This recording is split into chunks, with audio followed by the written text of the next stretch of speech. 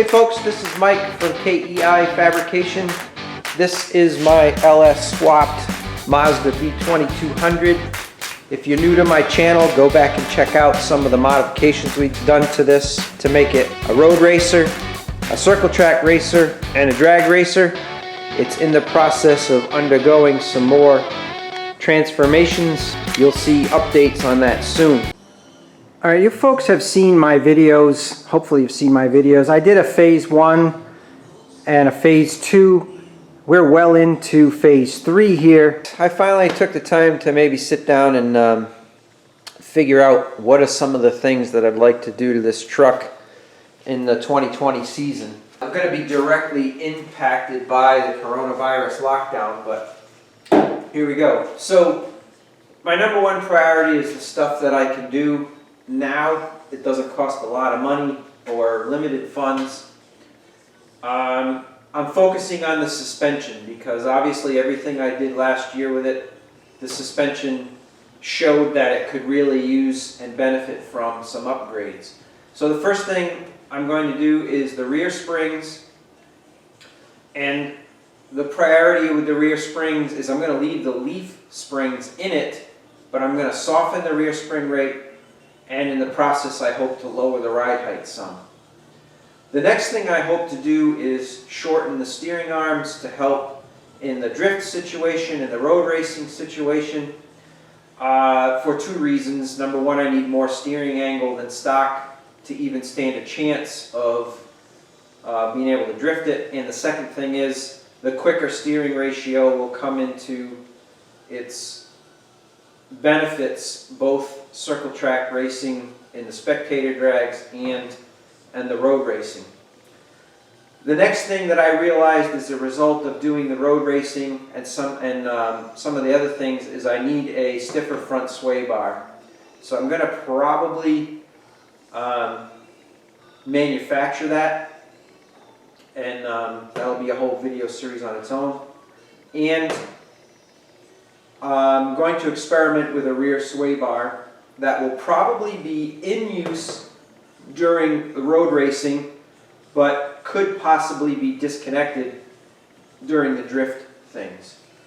I've got another category here for the rear end. I'm going to try and build a separate rear end just for the use in drifting, with the disc brake setup and all the other things, just 4 U-bolts and a couple of shocks and a couple of bolts on each side for the differential and the drive shaft. I should be able to change that out in about an hour, so I'm hoping to accomplish that goal. Alright, engine. I already have a Texas Speed and Performance Stage 2 212 cam and springs. My heads are at Iwaniki Racing Services right now. I have a set of 6-liter aluminum heads, and we're evaluating the benefits of the larger valves, but we're also comparing them to the stock 5.3 aluminum heads because I am not having a boosted engine. The amount of machine work to get the compression ratio where it needs to be on the 6-liter heads may actually decrease the performance gain, and I may be better off going with a 5.3 head. So that's all under development. I'll keep you posted as that evolves. Someday I would like to, at the very least, try porting my intake or sending it out and have it ported. At that point, when these are done, I'm probably going to benefit from a larger throttle body. And I should have done this a long time ago, but I still need to fabricate a cold air box because my air cleaner is still in the hot engine bay. Transmission. I've been doing some research on taking the 4L60E, making the electronic changes to give it manual shifting. I may try that. If it becomes unmanageable in the street driving situation, then I will probably do a rebuild and upgrades. The rebuild may come on another unit along with the upgrades, and then if necessary it probably will be necessary, but I want to go to a converter. Probably something relatively mild, 1800 to 2200 range. We'll see. Talking with a good friend of mine who has a transmission shop just to try to make sure that I spend smart money instead of taking guesses. All right, general maintenance. Inspection time is here. I never hooked up the Ford Explorer emergency brake cables to the Mazda emergency brake cable. The Ford Explorer rear end, when I put it in, has all brand new emergency brake hardware and cables, so it's just sitting there ready to be hooked up. I'm going to do that.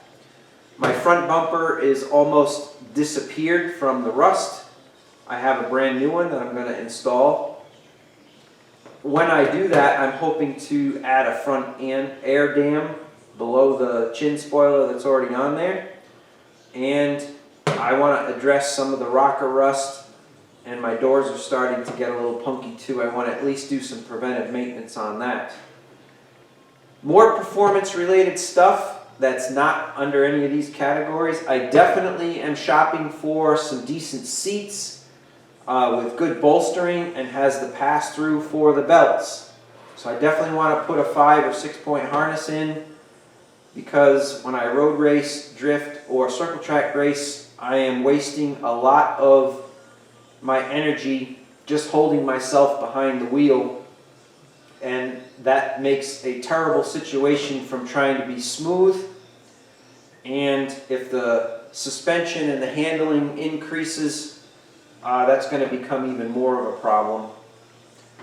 Still looking at the best tire and rim option without just dumping a ton of money into a set of Nitto drag radials, drift tires, and all that sort of stuff. I'm trying to find a happy medium where I spend the money once and it'll get me through maybe a whole season of road racing, drag racing, and spectator drags. Being an automatic, you folks may all be saying, what the heck are you trying to drift with an automatic for? One reason is because it's what I have. I couldn't afford to put a 5-speed in it that would hold up and buy clutches and all that other stuff. It's very expensive. So there's no way that I could do the drifting aspect of it unless I have something to initiate the turns. So I definitely want to do that. I've got a couple of ideas that may be a complete disaster, but also could be kind of innovative. So I'll keep you posted on that. It's a pretty ambitious list. Some of these things are in process, and I'll keep you updated with videos as time allows. Okay folks, thanks so much for watching the video. Please like, comment, subscribe, share. And here's a glimpse of some of the videos that you are going to enjoy in the future. Alright folks, what I'm getting ready to do here is an alignment on the vehicle. Alright folks, so I've got my first template cut in, and I'm just trying to make the box as wide as it can to not choke off the back side of the filter. Ooh, look at that angle.